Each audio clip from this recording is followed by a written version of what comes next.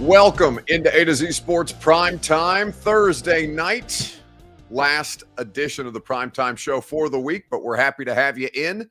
As always, tomorrow night at about this time, we'll be an hour in to the Titans' first home game of the season.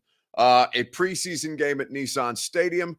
It's going to be good to get back into the swing of things. Going to be good to hang out with a lot of you guys who I know who are going to be in attendance, and we'll see which players out there on the field have the ability to make a final push to lock themselves into the initial 53-man roster. We're watching preseason football with you tonight. I've just switched over from the atrocity that was the Atlanta Falcons against the Pittsburgh Steelers. I've just now tuned in to the Colts and the Eagles. Looks like a lot of people in the house for Philadelphia. Anthony Richardson getting his third and final preseason start. Well, I guess his second preseason start, but the final preseason game for both of these teams. So we'll keep an eye on that for you as we talk some Titans. Who has the most to prove tomorrow night? We'll do both ends of the spectrum.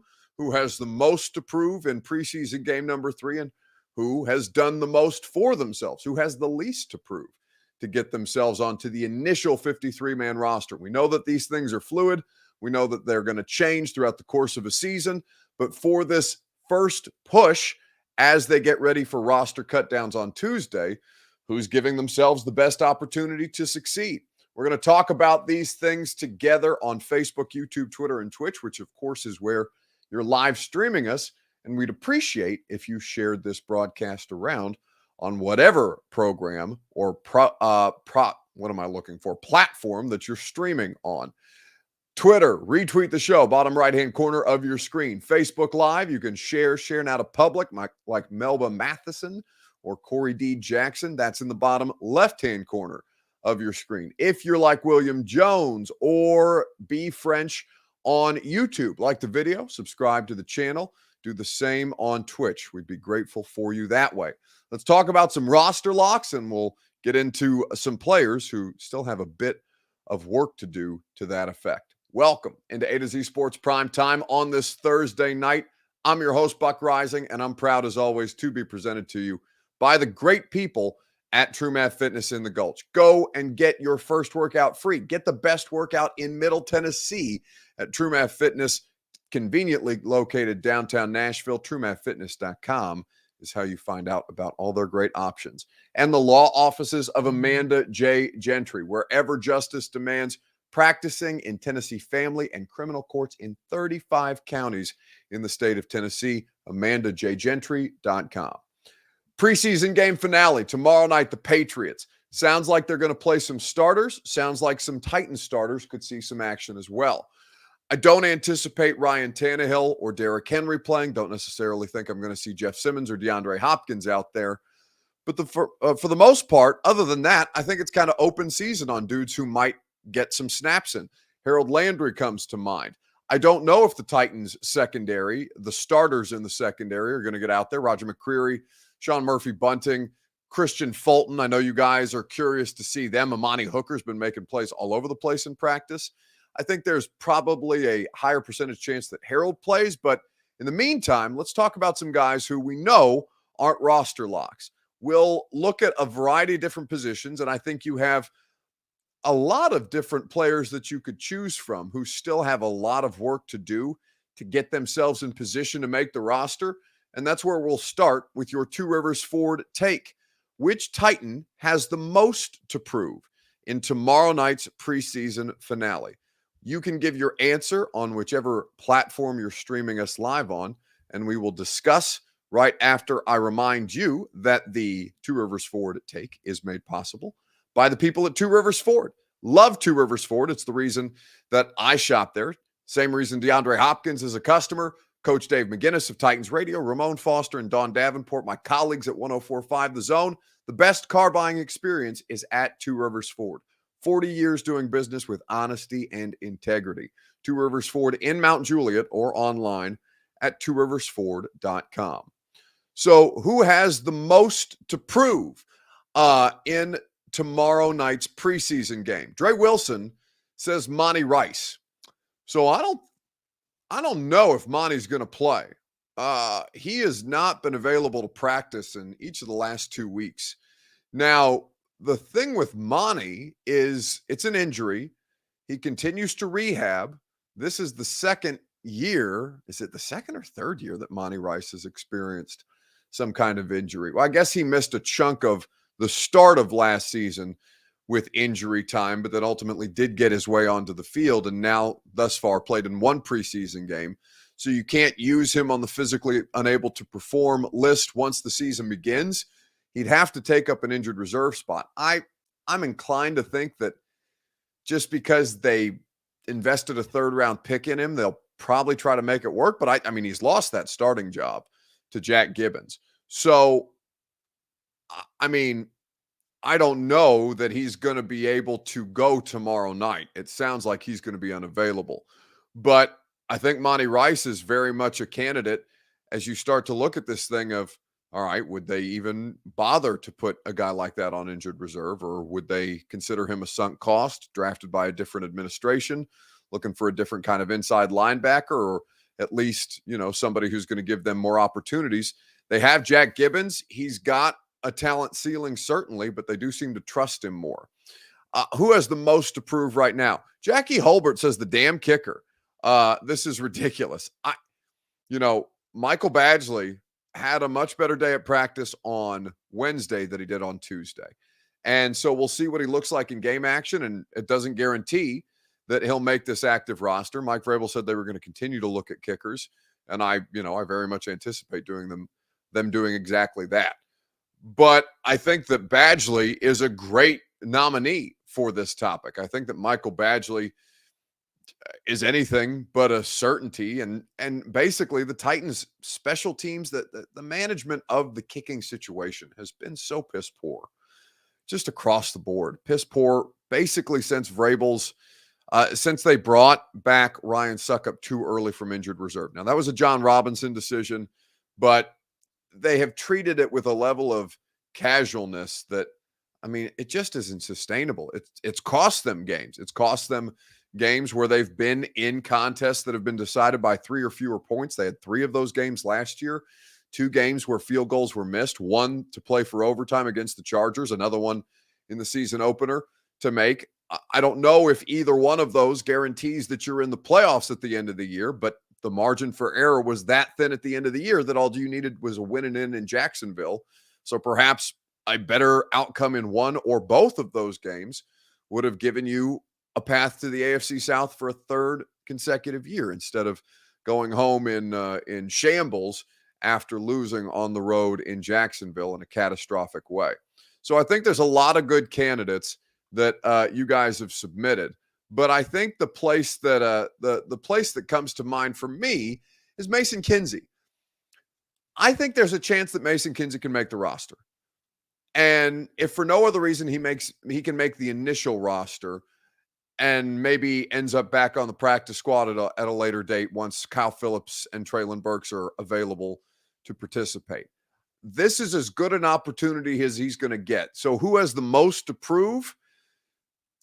I think Mason Kinsey has to show them something tangible to where he has improved as a wide receiver or a returner. To date, he's only been put into game action one time, despite Phillips, I think, missing 7 games throughout the course of last year, and it was just really as a returner. So I think Mason Kinsey, who, they respect the work that he puts in, they respect his willingness to serve in a variety of roles for them. Mason Kinsey, I think, still has the most to prove to really try and get on the initial 53, if not for the entire season. They tell you you're going to be taking some snaps at quarterback.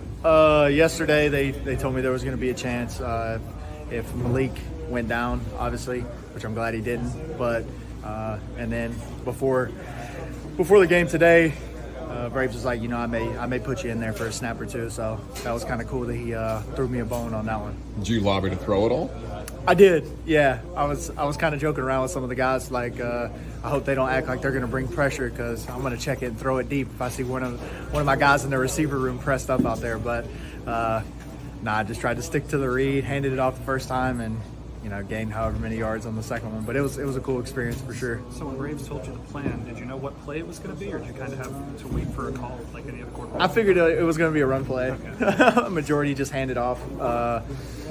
Don't get too fancy with it, but we practiced like one play yesterday at practice, and that was the play that we ran. So it's not like I hadn't done it before. It was my first time in there, but like I said, it was a cool experience, and it shows a little bit of trust that they trusted me to do it. So it's a compliment to me, for sure. I take it as a compliment. So to his credit, he's found ways to stay on the practice squad, if not the active roster, for, I believe this is going into, is this training camp number 4 for Mason Kinsey? Can that be so? I want to say it's 3. I think it's 3, training camp number 3 for Mason Kinsey. And, if it's his year to make the active roster out of the gate, this seems like a pretty good opportunity. Cadillac Maine says this is his year, bud. Ed Champ says he would take an XFL wide receiver over Mason Kinsey today. Titans Rossi says Mason can make plays. I believe it. He doesn't even have to make plays, right? He just has to execute what it is that they're asking him to do. Now, is part of the function to make plays? Perhaps, but he just has to not be a liability. He has to capitalize on the trust that he's earned from that coaching staff by being willing to do whatever. But if they put him out there for a specific role, whether that's as a returner or if he gets some snaps on offense, he has to execute and just not cause problems. He can't have turnovers. He can't muff punts, right? He can't have miscues where he's running the wrong route pattern and the quarterback runs an interception as a result. I'm not saying that would happen, but it's not that it doesn't have to be an extreme one way or the other, or it shouldn't be an extreme one way or the other. He just has to get through a game, right? Or get through a couple of weeks if they're going to go with him in the absence of Kyle Phillips instead of, say, Kearis Jackson, or maybe use that roster spot for, I don't think Racing McMath makes the team. I don't think Colton Dow makes the team. Those two have not done anything appreciably better to me, other than they are more athletically and physically gifted than is Mason Kinsey. And maybe that's what the coaching staff will value, because, Kinsey has not, there's been no tangible improvement, and that's okay. Like, to his credit, he's a D3 wide receiver who's lasted for a considerable amount of time, beaten the odds as an NFL player. To his credit, even if it's not on the active roster, he has done well for himself. But there's been no tangible improvement in his ability, right? There is clearly a talent ceiling there, and that's okay. It's just, what are they going to value? Are they going to value reliability? Is he reliable to the extent that you can use him that way? And is it so much more valuable to the coaching staff and to the front office that it would exceed the value of somebody like Racing McMath, who hasn't done anything of consequence in the NFL on special teams or as a receiver, or Colton Dow, who's, not better than any of them at this point. Trayshawn Harrison or Gavin Holmes, not making this roster. Kearis Jackson is somebody who I would look at, but how consequential is his injury? And he made himself available to practice on Wednesday, but is that going to hinder him in the game? We'll see. He's somebody who has plenty to prove. A to Z Sports Primetime is presented by the law offices of Amanda J Gentry. Go to AmandaJGentry.com. Wherever justice demands, she will protect your constitutional rights. She's there for you, particularly if you are a father. She is there to protect your constitutional rights to be a father to your child. A lot of people can get taken advantage of this way. A lot of us simply don't know our constitutional rights or the extent of them. That's what Amanda J Gentry and her team are there for. Go to AmandaJGentry.com and make sure your rights are protected today. So as you look at the opportunity that's in front of Mason Kinsey or Kearis Jackson, those are kind of the two that I look at and say, all right, they've got unique opportunities there. I don't think McMath's in the equation. I don't think Dow is really in the equation, although to Dow's credit, I think there has been at least a little improvement. JR says Kyle Phillips is that girl you dreamed of dating. but then woke up to realize reality is harsh. Well, he is he's a bit of a white whale, and I don't just do that because of his complexion, because you're chasing this slot receiver, and really it's not even him, it's that position. You're chasing a true slot, and you keep drafting these dudes to a type who have the ability to roll out of bed and play slot receiver in the NFL. But in the case of Adam Humphries, not physically sustainable. In the case of Kyle Phillips, to date, not physically sustainable. Is that going to define Kyle Phillips' entire career? No. Could it? I mean, potentially, but it's too early to say. I'm not making any indictments of him for the entirety of his NFL existence, just because this early going has been a struggle for him. But I do think that there is there's an obvious need there, and it's why a guy like that is drafted in the 5th round. He's not durable, or at least the size is going to make it difficult for him to be durable. And that's, after doing what he could in the offseason to put on as much muscle mass and make himself durable. It's like Tua. There's only so much that you can do to overcome that stuff. Tua is somebody who's going to have a question mark around his durability his entire career because he's undersized for that position. Kyler Murray is going to have that around him. Hell, Baker, to an extent. There's just a lot to overcome when, Jeff Simmons at 305 and 6'4" runs faster than you, jumps higher than you, and also is landing on top of you at the same time, being not twice your size, but considerably bigger. That's the kind of stuff that, Bryce Young is going to be up against. That it's going to be fascinating to see how that plays out in Carolina for his career. But I think that there's a couple of interesting candidates who have the most to prove in Friday's game. Now let's talk about guys who we think have the least to prove, guys who we think have a pretty good chance to make this roster as things stand right now, where Friday could benefit them, Friday could also hurt them, but who we think going in have a pretty good opportunity in front of them. We'll discuss at length together right after I remind you that the Primetime Show is presented by TrueMath Fitness in the Gulch. Go to TrueMathFitness.com, get your first workout free, get the best workout in Nashville, a new way to work out for the new you. TrueMath Fitness, their coaching staff is awesome. Their facility is exceptional. It's convenient. It's downtown Nashville. It's right there in the Gulch. It is the best place to get your physical fitness improved. Whether you are somebody who prefers group classes, personal training, or wants to work out at your own pace, sign up for a membership and have access to their open gym. TrueMath Fitness is the best place to get the best version of you. TrueMathFitness.com for your first workout free. Tafari says, do you honestly think they'll take the division? I don't do predictions, so I have no idea. I think Jacksonville's an objectively better football team right now. Will that be the case by the end of the year? I don't know, but going in, Jacksonville's obviously a better team. I don't think that really you dispute that. Now, I think the Titans do their best thing better than does Jacksonville. Jacksonville is going to be leading on Trevor Lawrence. Trevor Lawrence is not yet a proven commodity. The Titans defense is going to be gnarly. And to start the year, they are a proven commodity. You can't predict health on either of those things, but the best thing for the Titans is better than the best thing for the Jags. I do think that Jacksonville on the whole is in a better situation to repeat in the AFC South, though I think, these things always come down to the wire, and the Titans and Jags have played competitive games. I don't discount the Titans. I think that their win total was 7.5. I'd probably bet the over on that. I think they're capable of probably 9 this year. And, if the offensive line situation is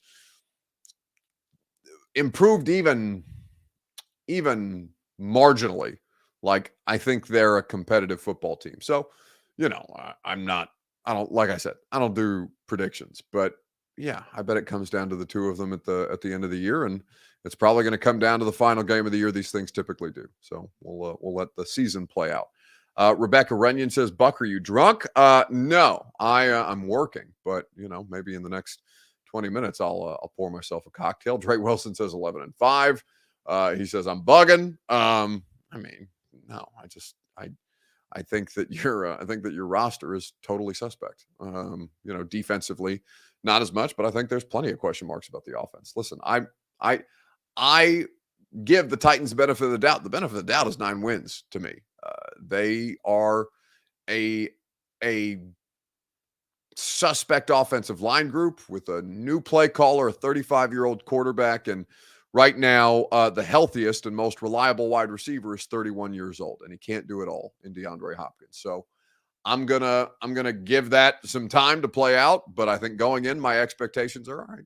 They can compete for a playoff spot, and I think 9 wins is completely within reason to be pushing for the AFC South. I think that 9 to 10 wins is probably what it's going to take to win the division. So if I'm saying that they're a 9-win football team and with the potential to be better if the offensive line is improved, then yeah, I think that's right in line with where they should be. They haven't earned anything that would say they're better than Jacksonville right now. They don't have a better quarterback situation. Trevor Lawrence is going to make some suspect decisions, and he's still an improving player, an ascending player, and Ryan Tannehill is what he is at this point. The question is, can the offense get a better version of Ryan Tannehill? Can they put him in better positions to succeed? That remains to be seen. Eric Davis does say correctly, the Jags have no defense. And that like the most important thing for the Jags, in the same way that it's going to be huge for the Titans if they can get something of consequence out of Treylon Burks, Jacksonville needs Trayvon Walker to do something. There's no way that the first overall pick can be as menial a pass rusher as he was. They have to get improved efficiency and production out of him, because the Jags defense was, bad. They have some good players in their secondary, but without Arden Key, I don't know who's rushing the quarterback really. So we'll see what happens with Trayvon Walker. Maybe he comes out this year and he develops into a better to above average interior pass rusher. That might be enough. But right now, Jacksonville's in the same way that the offense is suspect for Tennessee. I think the defense is absolutely the thing that you have the biggest concerns about if you're looking at the Jags. As you look at the Colts, that's Philadelphia on offense right now, 17-13. I'm watching on Amazon Prime. Much closer game than what was happening between Pittsburgh and the Falcons. So Indianapolis, what's going on with Jonathan Taylor? He's their best offensive player. Is he going to be on the roster? That's the biggest question mark in Indy. And then Houston, what is the ceiling for CJ Stroud in year one, and how much work that they've done to the roster can take effect immediately? I'm looking forward to it. Rebecca Runyon says Buck loves Duval. No, I don't love Duval County. In fact, Jacksonville. I think Green Bay's my least favorite NFL city. Buffalo was pretty bad too. Basically anywhere that it's cold. I hate the cold. But Jacksonville, like the city of Jacksonville, Duval County is just god awful, and that stadium is a cesspool. Although I know that they're planning some improvements. But as far as their football team goes, yeah, I would pick the Jags. Like, I don't do picks and stuff like that, but if you held a gun to my head or whatever and asked me to pick a division winner, yeah, the smart pick there is the Jags. Anyway, let's not get distracted. Let's talk about guys who have the least to prove in Friday's preseason game. We can get to like preseason, like gut feeling stuff next week, right? We'll have a whole week to talk about stuff like this. We'll look at the AFC South win totals because I think a lot of them are pretty interesting to talk about. I think the Titans probably got disrespected in their season win totals. But they're still, where most sports books are projecting them, still being picked as the second best team by most sports books in the AFC South. So we'll save that for next week when there's a little less to talk about without preseason games. Who's got the least to prove? Spears has the least to prove, says Kevin Jones. That's a great nominee. Skoronski says Jackie Hulbert. I'd agree with Peter Skoronski. Those two rookies are right there, ready to rock. Mo Francois says sportsbook are based on sentiment, not the roster. Of course, they're not based on sentiment. If Vegas was making all their money on sentiment, then the casinos would not exist. That's a ridiculous statement. Spears says William Jones. Yeah, I really do agree. Least to prove, but can still hurt their stock tomorrow. Yeah, potentially, right? Like, I don't necessarily know that Tajay Spears is going to get a bunch of work. Maybe he'll play a little bit, but I think I've seen enough from Tajay Spears to feel confident. JR says Tierre Tart. Yeah, I don't think Tart is in any danger of missing the cut. Max Augsburger says Caleb Murphy. And I do think that Caleb Murphy is a really good candidate. I don't know that they keep 3 outside linebackers. I think it depends on what happens with the quarterback and the wide receiver math, knowing that you're going to have to manipulate the situation around Kyle Phillips. And, I think it's more likely than not that they keep 3 quarterbacks, but we'll see what happens on Tuesday, right? I don't think there's anything that guarantees that both Malik Willis and Will Levis are here when we reconvene about a week from today. But I think that Caleb Murphy is a really, really good candidate to be on the fringe for this roster. And he's somebody who, if they cut him on Tuesday, I think they'd have a tough time getting him through on the waiver wire. I've been watching this Caleb Murphy the last 2 weeks in Tennessee. Free agent, undrafted, but he looks like he has an idea how to rush the passer. Like, I understand this is not the starting right tackle for the Vikings, but away from the slide, he goes inside. Swim move right here, okay? Takes down Nick Mullins. You watch him a little bit later in the game, okay? And you watch this right here. Here he comes. Now, what's the number one rule for defensive end? Rushing outside. Don't get deeper than the quarterback. So the quarterback steps up. What's he do? Spin. He's got a plan. And then when he gets there in an angry mood. Like, I don't know what the role of Caleb Murphy is going to be, but Tennessee Titans want pass rushers. Everybody wants pass rushers. Maybe there's something there with Caleb Murphy. There's definitely something there. If any of you guys heard the Arden, that's, by the way, courtesy of Brian Baldinger of the NFL Network. Baldy's breakdowns, always really, really good when he does them on Twitter. I had Arden Key on the radio show, I guess that would have been Tuesday, and Arden was like, yeah, he's a natural pass rusher. You heard Baldy talk about the pass rush plan. He's got different moves. He understands his leverage. Plenty of room for improvement, certainly, but he's got good size. He's got good length. Where they adjust for the numbers, can he contribute on special teams? I know that seems kind of like a trivial thing to mention, but it is going to matter when they have to cut these things down. Is Caleb Murphy a plus player, not just on defense, but on special teams as well? It will have to be taken in consideration for a 4th outside linebacker, because they're going to keep at least 3. I think he's going to end up on the outs.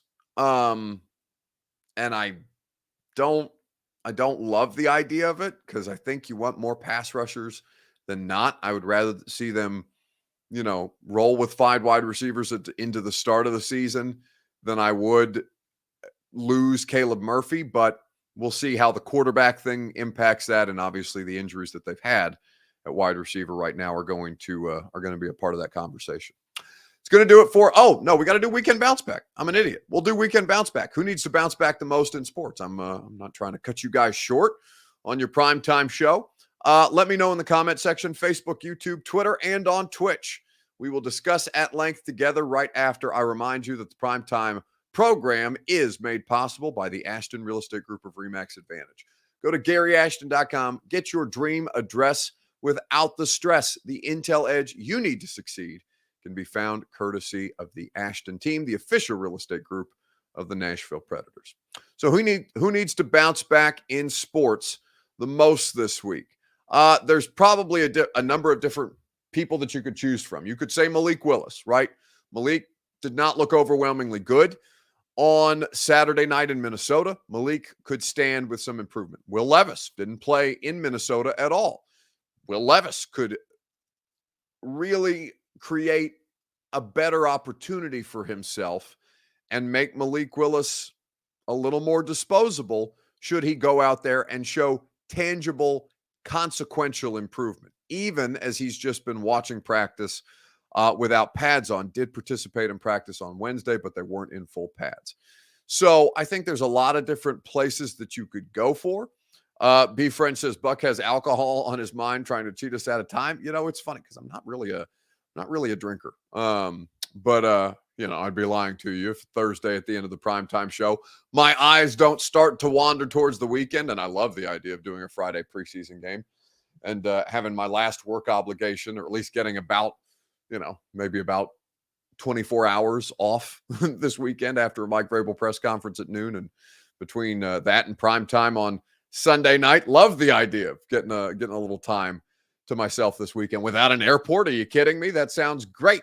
But no, not trying to cheat you guys at a time. Who needs to bounce back this week in sports? Well, I think Jerry Jones is a great nominee, even though Jerry doesn't need a bounce back. Jerry, it bounces off him. Jerry is the Teflon Don, especially when he makes comments about players who have been, popped for their second consecutive reckless driving charge. And Jerry's asked about it at the podium. And he's up there cracking wise. Faster he drives 100 miles an hour and has a wreck, in this, how do you conjugate all that? How do you balance those things? Well, first of all, I'm saying that he is, which is more often the case than not. This sounds a little hollow, but he does and is maturing, and he is. What was he going, 66? Was he going 66 miles an hour? Last year? No, this year. So he's 34 miles an hour less than this year than he was last year. 98 66, so that's improvement.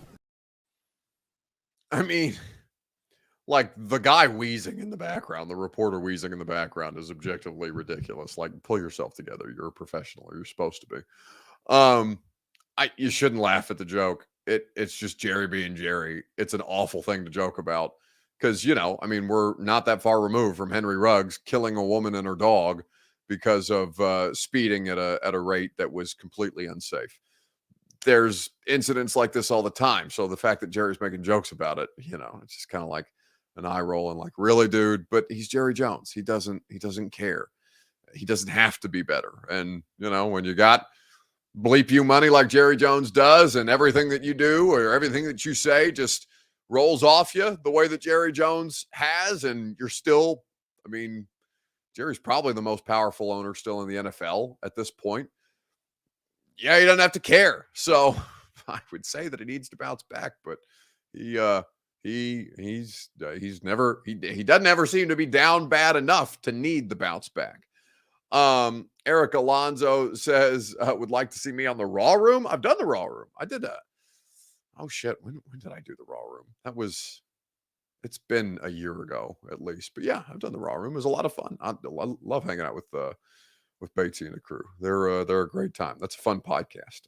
I'm certainly go back on the Raw Room. I think he's out there coaching in Seattle in Bates, or at least doing some kind of coaching internship with the Seahawks right now. I don't know that he's on their staff, but I don't know that he's. I think he's probably still doing stuff with the podcast remotely. But yeah, they're having a lot of success. Good to see the guys take off the way that has. Have I spoken? Are you talking to me? Asking me if I've spoken with Derrick Henry face to face? Yeah, for like the last 7 years of my life, for 45 minutes a day, 3 days a week. Not Derrick for 45 minutes a day, but yeah, that's part of my job. I go in the locker room, I ask players questions about what they did or didn't do at practice or in games, which is, cool. But that's, all the videos that we take that we play for you on the primetime show that you see A to Z post on Twitter. It's not like we're all taking those where they're taking those and talking to them every day. Amar says it's part of being part of the good old boys club, Buck. You can say and do whatever you want with no consequence. Talking about Jerry Jones. Yeah, that's absolutely spot on. Jerry is not a part of it. He is the ringleader, to be sure. It's going to do it for us tonight. No prime time, obviously, tomorrow. There'll be a football game. I'll be at the football game. If you guys are going to be at the football game, make sure you say hi. Going to be hot as all hell. So if you are out there, if you're tailgating, please be safe. Please hydrate. Please, wear the appropriate clothing. Nissan Stadium can be an absolute fire pit in the elements. So, I know the sun's going to be down. The kickoff's at 7:15, or at least it'll be cooling off. But yeah, please, if you are going to the game or if you're doing anything outside, if you're working outside right now, please be safe, because tomorrow I think is going to be the hottest day of this ungodly hot week that we've been experiencing here in Middle Tennessee. Radio show tomorrow from 10 to 1 on 104.5 The Zone. Coach Dave McGinnis, he's calling the Titans game with Mike Keith. He'll be on the radio show at 11:30. So we'll preview the preseason finale with Mac at 11:30, and we'll look forward to hanging out with you and taking your phone calls on 104.5 The Zone tomorrow morning. Have a great rest of your weekend, and I'll talk to you Sunday night. Are you surprised to hear that? Certainly not. The first year we took it to the limit. And I was in Miami with my new beach house. Well, it was a couple minutes from the beach. It's been 20 years since then. We haven't been too strong in the last few years. Oh, we've been strong. We're just playing by the rules. You can't have a newcomer come in and steal a show.